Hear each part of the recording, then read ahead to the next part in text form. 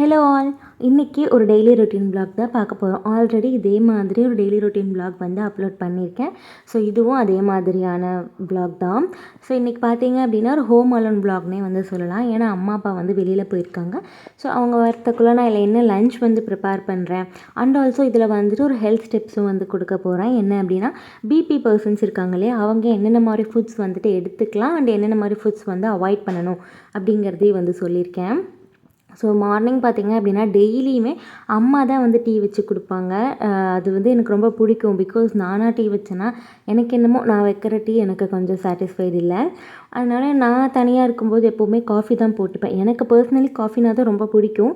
But அம்மா வந்து tea போடும்போது ஒரு 3 பேர் 4 பேர்த்துக்கு போட்டோன்னா டீ போட்டுக்கலாம். பட் நான் எனக்கு தனியாக தான் இருக்கேன் அப்படிங்கிறதுனால காஃபி வந்து போட்டுக்கிட்டேன்.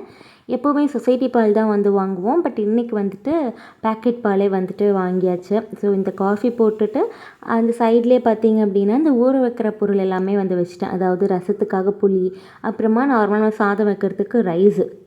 ஸோ இதெல்லாம் ஊற வச்சிட்டோன்னா நான் என்னோடய காஃபி டைமை கொஞ்சம் என்ஜாய் பண்ணலாம். அதனால் ஸோ நான் காஃபி குடிச்சிட்டு அதுக்கப்புறமா தான் ப்ரொக்கோலி கட் பண்ண வந்து ஸ்டார்ட் பண்ணேன்.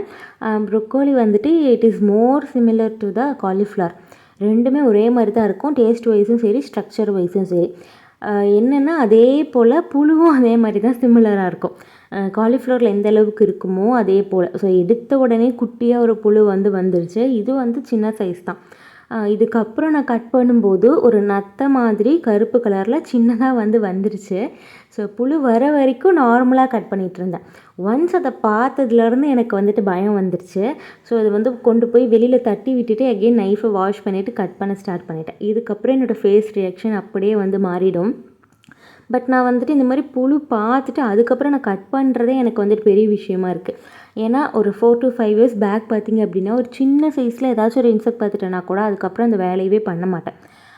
இதே இப்போ நான் சொன்ன மாதிரி 4 to 5 இயர்ஸ் முன்னாடி இருந்தேன்னா ஒரு சின்னதாக அந்த ஃபஸ்ட்டு ஒரு இது காமிச்சேன் இல்லையா, ஒரு வார்மை. ஸோ அது பார்த்த உடனே வேறு இந்த தூக்கி போட்டுட்டு வேறு பொரியல் வந்து பண்ணியிருப்பேன்.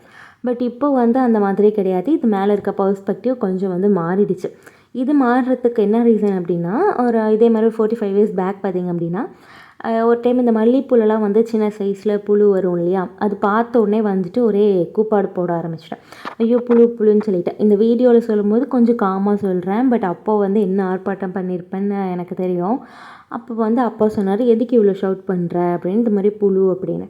அதுவும் வந்துட்டு ஒரு குழந்த மாதிரி தானே, அதுக்கும் அம்மா இருக்கும், அதுக்கும் குழந்தைங்க இருக்கும், அதுவும் நம்மளை மாதிரி ஒரு ஃபேமிலி தானே அப்படின்னு சொல்லும்போது என்னோடய பர்ஸ்பெக்டிவ் அது மேலே இருக்கிறது வந்துட்டு சேஞ்ச் ஆகிடுச்சு. ஆமாம்ல, நம்ம எப்படி ஒரு லிவிங் பீயிங், அதே மாதிரி தானே அதுவும் ஒரு லிவிங் பீயிங். என்ன அது மேலே அதுக்கு சப்போஸ் அது வந்து நம்ம மேலே பட்டுருச்சு அப்படின்னா இச்சிங் ஃபீல் வரும்.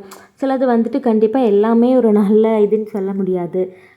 ஸ்கின் டிசீஸ் வரலாம், அதுதானே. ஸோ அதை நம்ம தொடாமல் இருந்துக்கலாம்.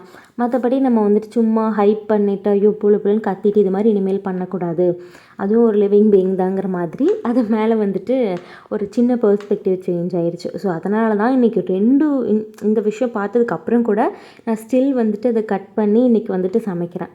ஸோ ப்ரொக்கோலி பார்த்திங்க அப்படின்னா ஹை பிபி பேஷண்ட்ஸ்க்கு ரொம்ப ரொம்ப நல்லது. இன்னுமே நிறையா ஃபுட்ஸ் வந்து நல்லது. இன்றைக்கி நான் வந்துட்டு ப்ரொக்கோலியில் பொரியல் தான் வந்து பண்ணுறேன். இது வந்துட்டு நம்ம பிளான்ச் பண்ணிக்கணும். எப்படி நம்ம காலிஃப்ளவர் பிளான்ச் பண்ணி எடுப்போம் அதே போல் சுடுதண்ணியில் கல்லுப்பு மஞ்சள் தூள் போட்டு பிளான்ச் பண்ணிக்கணும். பிளான்ச்சிங்கோட இம்பார்ட்டன்ஸ் மோஸ்ட்டாக எல்லாத்துக்குமே தெரியும். பிகாஸ் அதில் குட்டி குட்டி புழு இருந்தால் கூட அதில் வந்து செத்துரும் அந்த சுடுதண்ணியில் போடும்போது.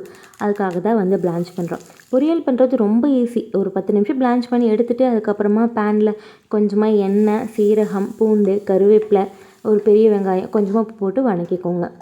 இதுக்கப்புறமா மசாலா ஆட் பண்ணிவிட்டு நம்ம பிளான்ச் பண்ணி வச்சுருக்க ப்ரொக்கோலியை குட்டி குட்டியாக கட் பண்ணி ஆட் பண்ணோன்னா சூப்பரான ப்ரொக்கோலி பொரியல் வந்து ரெடி ஆகிடும். ஸோ இப்போ நம்ம வந்துட்டு இந்த பிபி பேஷண்ட்ஸ் என்னென்ன ஃபுட்ஸ் எல்லாம் எடுத்துக்கலாம், நீ என்னென்ன ஃபுட்ஸ் வந்து அவாய்ட் பண்ணிக்கணும் அப்படிங்கிறத பற்றி பார்க்கலாம். ஃபஸ்ட்டு பிபி பேஷண்ட்ஸ் எடுத்துக்கக்கூடிய ஃபுட் அப்படின்னு பார்த்திங்கன்னா க்ரூசிஃபரஸ் வெஜிடபிள்ஸ் அப்படின்னு சொல்லுவாங்க. அதாவது க்ரூசிஃபரஸ் வெஜிடபிள்ஸ் அப்படின்னா ஒரு ஃபேமிலி, பிரசேஷியா அப்படிங்கிற ஃபேமிலியில் வர வெஜிடபிள்ஸ். இதெல்லாம் கொஞ்சம் சயின்டிஃபிக் டேர்ம்ஸாக இருக்கும். சிம்பிளாக என்னென்ன காய்கறிகள் எடுத்துக்கலாம் அப்படிங்கிறத மட்டும் சொல்கிறேன். ப்ரொக்கோலி, அப்புறமா காலிஃப்ளவர், கேபேஜ், இது இல்லாமல் நிறையா இருக்குது கீரை வகைகள். மஸ்டர்ட் பிளான்ட்ஸும்பாங்க, பாக் சாயின்னு சொல்லுவாங்க. ஸோ அதெல்லாம் வந்துட்டு நமக்கு தெரியாது. ஸோ சிம்பிளாக காலிஃப்ளவர், ப்ரொக்கோலி, கேபேஜ் இது மாதிரி அப்புறம் நிறைய கீரை வகைகள் இது வந்து நீங்கள் மெயினாக எடுத்துக்கணும். என்னென்ன ஃபுட்ஸ் அவாய்ட் பண்ணணும் அப்படின்னா ஹை சால்ட்டட் ஃபுட், அதாவது இந்த ஊறுகாய் எடுத்துக்கக்கூடாது. தென் வந்து பார்த்தீங்கன்னா நீங்கள் சால்ட்டுமே நார்மலாக சாப்பிட்ற லெவலை விட கொஞ்சம் வந்து குறைச்சிக்கோங்க. அப்புறம் இப்போ நம்ம வந்து இட்லி தோசை மாவு அரைக்கிறோம் அப்படின்னா நம்ம உப்பு போட்டு கரைச்சி வைப்போம். ஸோ உப்பு வந்து போடாதீங்க. நம்ம வந்துட்டு உப்பு போடாமையே இட்லி தோசை ஊற்றிக்கோங்க. நம்ம குழம்புல இருக்கிற சால்ட்டே நமக்கு வந்து போதும். அதே மாதிரி சப்பாத்தி பண்ணும்போதும் மாவில் வந்து உப்பு போடாமல் பண்ணிக்கோங்க. இது எல்லாமே ஹை பிபி பேஷண்ட்ஸ்க்கு தான் வந்து சொல்கிறேன். ஸோ நார்மலாக இருக்கவங்க எப்பயும் போல் என்ஜாய் பண்ணிக்கோங்க. பட் ஹை பிபி இருந்துச்சுன்னா கண்டிப்பாக நீங்கள் சால்ட் லெவல் வந்து குறைச்சதான் ஆகணும். ஸோ இந்த மாதிரி பண்ணிக்கோங்க. அப்புறமா வந்துட்டு ப்ராசஸ்டு ஃபுட், அதாவது இந்த இப்போ மேகின்னு பார்த்தீங்கன்னா அதில் இந்த மசாலாஸ் பார்த்தீங்கன்னா ப்ராசஸ் பண்ணி வரும். இது மாதிரி ப்ராசஸ்டு ஃபுட் வந்து குறைச்சிக்கோங்க. அப்புறம் ஃபிசிக்கல் ஆக்டிவிட்டின்னு பார்த்தீங்க அப்படின்னா கண்டிப்பாக நீங்கள் மெடிடேஷன் பண்ணி ஆகணும். மார்னிங் எழுந்திரிச்சா ஒரு 5 மினிட்ஸ் அப்படியே அமைதியாக உட்காந்து மெடிடேட் பண்ணுங்கள். ஒரு வாக்கிங் போங்க. விட்டமின் டி வேணும் நமக்கு. ஏர்லி மார்னிங் 6 to 7 வந்துட்டு நீங்கள் சன்லைட்டில் நில்லுங்க. இதெல்லாம் தான் ரொம்ப ரொம்ப நல்லது. இது தொடர்ந்து பண்ணாலே வந்து பார்த்திங்கன்னா உங்களுக்கு ஹை பிபி ஆட்டோமேட்டிக்காக குறைய வந்து ஸ்டார்ட் ஆகிடும். ஸோ இன்றைக்கி வந்துட்டு அந்த வகையில் நான் ஏன் இன்றைக்கி ப்ரொக்கோலி பண்ணேன் அப்படின்னா எங்கள் அம்மாவுக்குமே வந்துட்டு பிபி இருக்குது, ஹை பிபி. ஸோ அவங்களுக்காக தான் இன்றைக்கி ப்ரொக்கோலி வந்து பண்ணேன். ப்ரொக்கோலி லிட்டில் மச் காஸ்ட்லி தான், பட் எப்போவாச்சும் சமைச்சிக்கலாம். அதர்வைஸ் நீங்கள் நார்மலாக கேபேஜ் அப்புறமா காலிஃப்ளவர் கூட எடுத்துக்கோங்க. ஸோ இது சமைச்சிட்டு அம்மாக்கெலாம் கொடுத்துட்டு நான் ஸ்நாக்ஸ்க்கு வந்துட்டு ப்ரெட்டும் பீனட் பட்டர் ஜாம் வந்து எடுத்துக்கிட்டேன். அதுக்கப்புறம் லஞ்சுக்கு ப்ரொக்கோலி பொரியல் கூட ரைஸும் அதுக்கப்புறமா ரசத்தோடு வந்து எடுத்துக்கிட்டேன். ஸோ இதுதான் சிம்பிளாக என்னோடய மார்னிங் டு ஆஃப்டர்நூனில் இருக்க டெய்லி ரொட்டீன் vlog. ஸோ இது போலவே டெய்லியுமே அப்லோட் பண்ணலான்னு இருக்கேன். ஸோ கீப் வாட்சிங். Thank you so much.